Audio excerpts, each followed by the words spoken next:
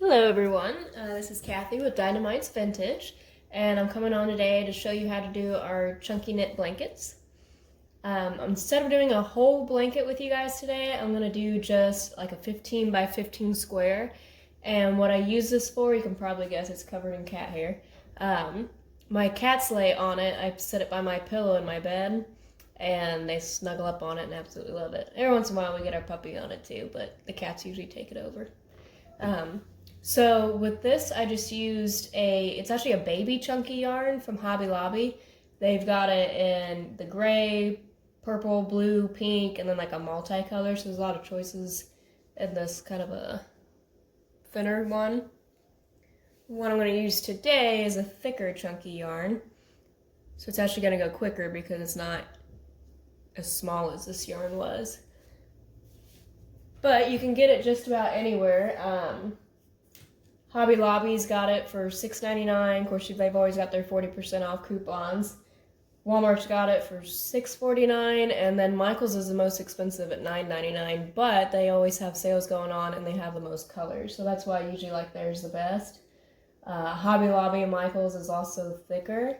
Like this one, you can tell I got it from Walmart because it's a little bit thinner, which will be good if you're making a blanket for the spring and summertime. But for the wintertime, I like to use the thicker stuff from Michael's or Hobby Lobby. It was getting kind of hard to find. A lot of places were out of stock, and they were out of stock online too around the holidays, so that's why we kind of stopped making them so much. But I've managed to get a little bit in, so I figured I'd do this little pet blanket for you. So all you're going to need is your hands, a pair of scissors for when you cut it at the end, and then your chunky yarn. So to get started, let me get this thing out of the way. You're gonna make a knot. And this is the hardest part of the whole thing, so I'm gonna do it a couple times. I know there's a specific knot they call this, but I wasn't like a Girl Scout or anything, so I don't know knots. So what I'm doing is I've got it straight here. I'm gonna hold it with my left hand, and I'm going to ring it around with my right hand around that left hand. And then when I get to the back where it's overlapping, I'm going to push that through and make a loop. And then I'm going to pull that loop and pull this extra string to make it a smaller loop. And you can make it really any size loop. The main thing is once you choose a loop size, you want to stick with it through the entire blanket, or else it's going to be a lot longer in some places and shorter, depending on how you make your loops. So you want to make sure that you usually get them about the same. When I first started out, I would measure it, so kind of measuring tape helps also, especially if you're doing a large blanket and you want to measure, like a lap throw is 30 by 50, and then you can just go up from there. But I'm going to make this one a little bit smaller, more like that size. And you want to leave a little bit of a tail because we're going to come back and double knot that at the end. That way it doesn't get loose. So that's probably about a 2-inch loop there. And then you're just going to keep looping it after that. So I'm going to hold this one with my left hand, this loop that I've already got. And I'm going to take this extra yarn. This is attached to this big ball over here. And I've just got it sitting beside me out of the way. What you're going to do is just make another loop. You're going to push this through and make a loop. And you're just going to start making a chain that way. So then I'm kind of going up on my chain a little bit with my left hand to make sure I've got a firm grip on it. And then I'm just pushing that yarn through again to make another loop. And I'm trying to make them all about the same size.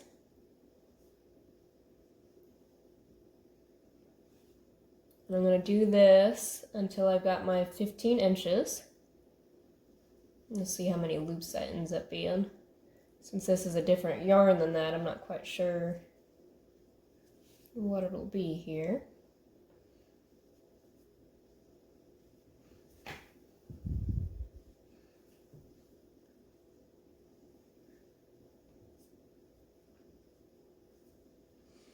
The good thing about having one done is I can also sit this over here and see about how far I've gotten. So I'm going to say I probably went about a loop too far. So I'm going to go ahead and pull this one back out. That's the good thing about this. There's really no mistakes that you can make, because even if you got, you know, halfway through your blanket and you notice it wasn't working out, you can start over. I mean, it's a pain as far as patient-wise if you got halfway through a blanket and you notice like you missed a stitch or something where you didn't make a loop into another loop. But you can always start over. It's actually pretty therapeutic, I've found. I'm not much on the smaller knitting because I just don't have the patience for it. I like seeing a lot of progress fast. That's another reason why Mom does most of the furniture painting, because I just can't stand to do all the little details. I move too quick. So it's perfect for me. But I have gotten halfway through a blanket and had to start over. So it happens. The more you practice, the more in tune you get with your loop sizes and everything, and it just kind of becomes second nature where you can be watching TV and doing it with your hands. So we've gotten about 15 inches here, and it's, let's see, 2, 3, 4, 5, 6, 7, 8, 9, looks like 10 loops in this big chunkier yarn. This one probably had a lot more. And what we're going to do is we're going to go downward with our loops. So we're still just going to make another loop. So really I didn't even need to pull that other one, but I wanted to show you guys, instead of going this way with it, we're going down with it. And then we're going to find our next loop. So that one's in that one. This is our next one. You can see just like how these, hopefully I'm getting it on camera here. Yeah, how these are each like a loop. So you can kind of see that there. So that's where you're going back through at. So I'm going to pull another loop through that top stitch and down. And go on to the next one. I'm just going to give myself a little yarn here, that way it doesn't get too tight, and I'm just going to keep, and I'm going to make sure that these are all getting about the same size. What's nice about doing it on a table like this, and a lot of the reason why I don't do like a huge king size a lot of the time, is I like to see that my loops are about the same length. And that's hard to do if you're doing something like on your lap or in bed. You can still do it, but it just, I like being able to see it a little more.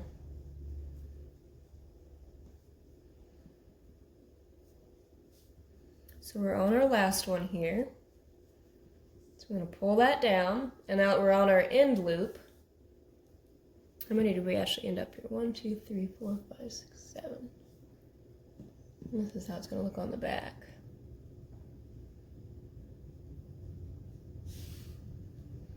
So we're on our end one, and we're actually going to make a loop off of that loop. We're going to pull that one down. So that's going to be the start of our next row.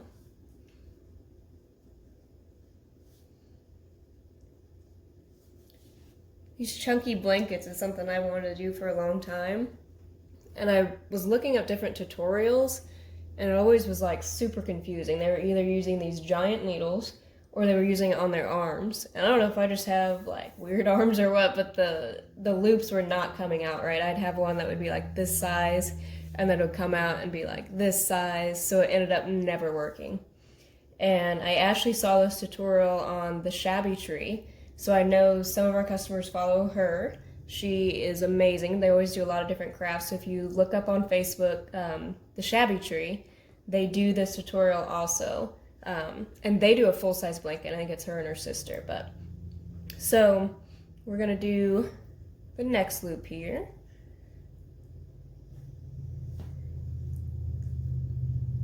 And we're just going to keep working it through here.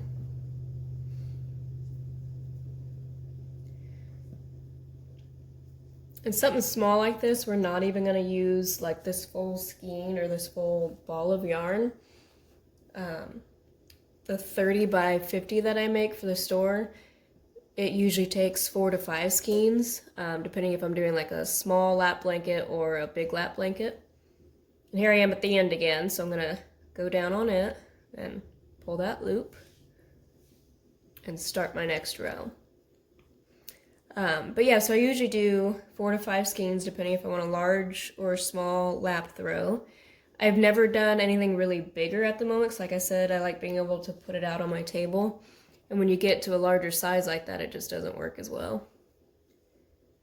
But I know there's folks doing like king size ones. I think it'd be really nice to have, but a lot of time, I would think.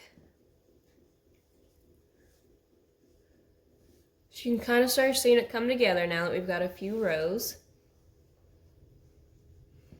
And there I am at the end again, so I'm just going to make another loop onto that loop and pull down.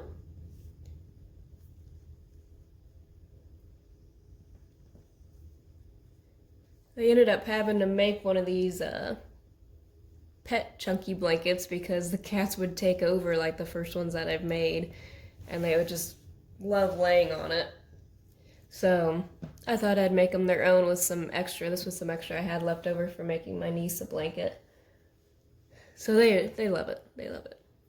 A lot of folks I've noticed, like when I set up at Frankie D's market, they were asking about pets and wondered if like their cats would tear this up or get their paws in it. It's never been an issue for either my cats or my dog. We've got like a little Pekingese Shih Tzu mix. They love it. They don't get their paws stuck in it. They don't mess it up with their claws or anything. So they're pretty durable. And we've had to wash them and wash the ones that we personally use, me and Mr. Dynamite, Brian. And it's best if you lay them flat to dry. I don't always do that because it's just easier to put it in the dryer, but they hold their form a little bit better if you do. If you're washing it several times, like if you have kids using one, it's just easier to lay them flat so they keep their loops a little more firm. And then I usually wash it on delicate just because I've always grown up with quilts and whatnot, and you just wash them on delicate. You know, you put a lot of time in it, so you want to make sure that if it would unravel, that it doesn't fall apart on you.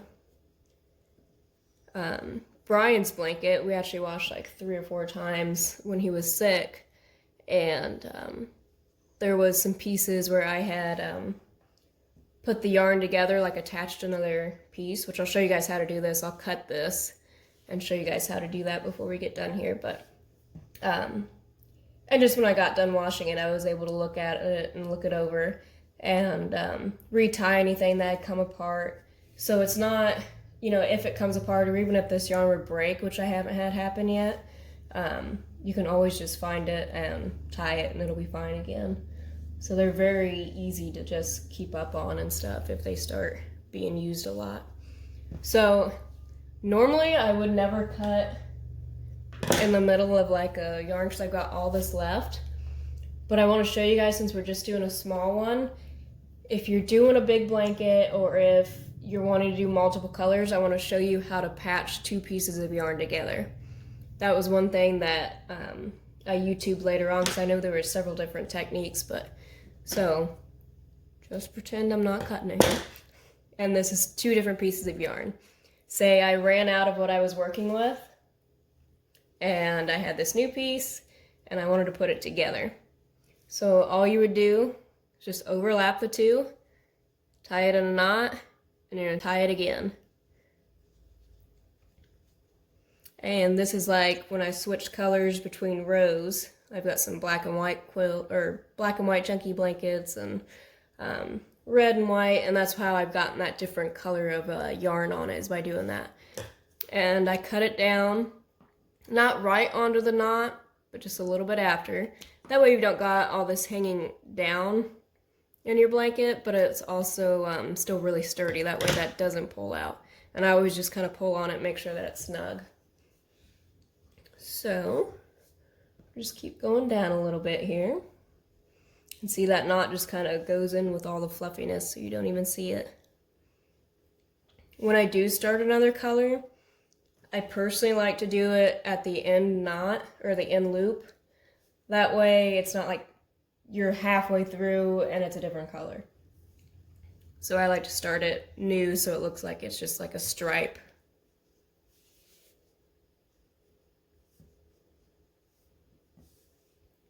Okay, so we're going to do probably a couple more rows here.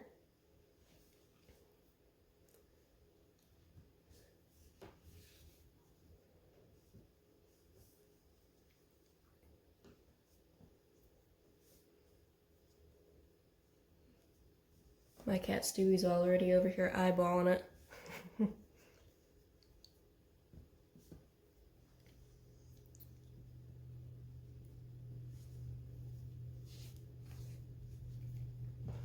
Okay. Let's see if we've gotten it. Probably about another row. About 12 by 13. So let's do one more row.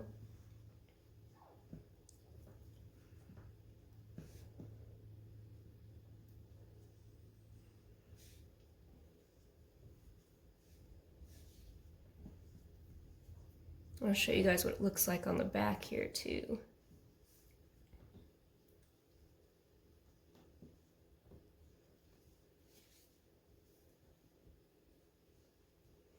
Okay. So on the back side, it almost gets like this wavy look to it, which I also love that side. That's what I've been showing this one on. But this is the actual like knitted side where you can see those V's. And I've also seen people alternate between this wavy style and the knitted. And what they'll do is they'll knit down this side, you know, go down this row, and then they'll flip it over and go down like and do their loops that way. That way they get more of a textured look. So let's flip it back over here. And now that we're at our end, we're going to come back over here and we've got our loops. These are our end loops now. And we're going to take these two, remember our tails here, and we're going to pull this one closest to me. We're going to put it through that loop and pull it.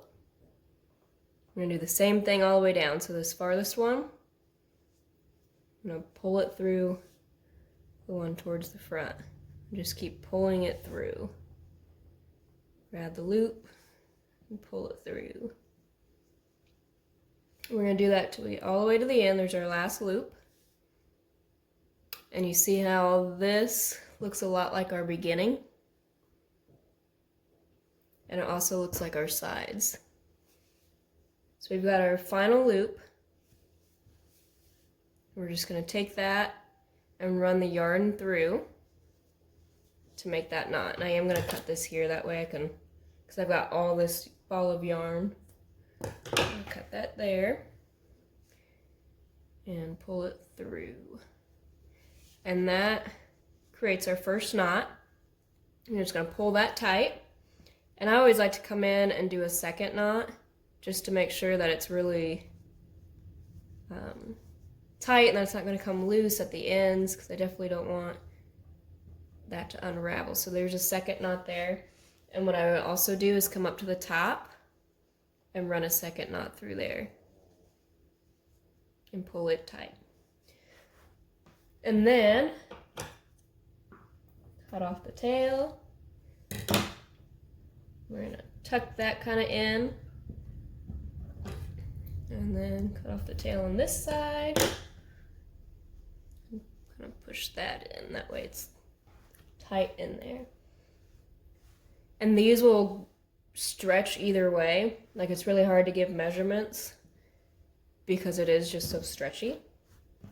That's kind of part of the fun. So there's our wavy side, and then this is the one that we knitted on. You can tell it is a little bit different with that smaller yarn and this. This makes a lot better of a blanket in my opinion, just because it is that really soft and fluffiness. I don't like so much that this big chunky yarn doesn't have as much design in this such small square, but I know the cats are gonna love it because this is even softer than this one. So we'll flip it over here and give you the difference from back to back on that size of yarn. So that's how you make our chunky blankets. You can make any size. You can use as much yarn as you'd like. This one didn't even use a full ball of yarn. Like, I've got all this left.